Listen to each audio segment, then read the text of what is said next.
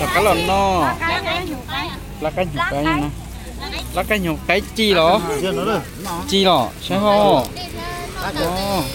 ô nói như cái nữa nó nè cái cơ cái cơ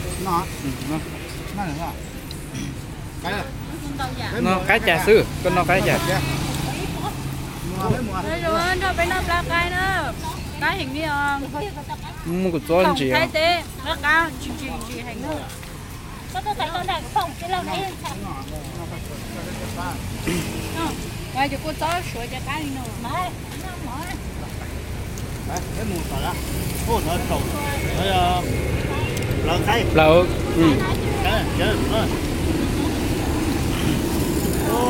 cá cơ, cá trên chỉ thôi, lợn, bây giờ con chó này là mất tuổi của này em, mất họ cá cắt rồi à?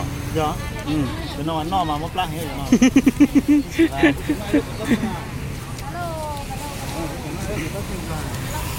thế nó còn rất kinh thôi à?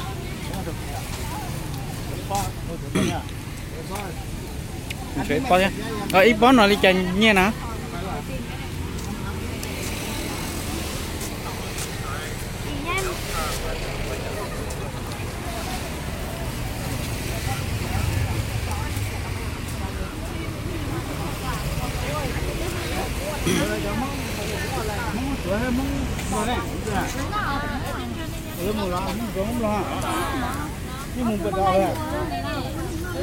Con nói chiều. nhớ là nó cái tật cái Mấy cái tạc cái.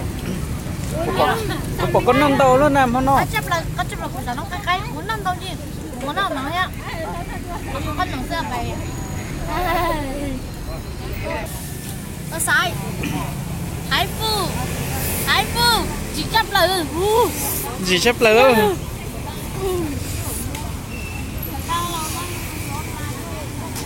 Tôi là cán để nói, không có món thái nữa nè. Không có món chanh mài. Wow, anh chị cha đi. Chị hình nữa. nó bắt cái à Bắt cái.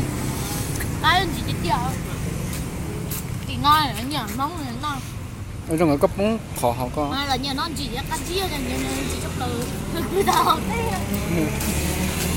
chưa cần cái gì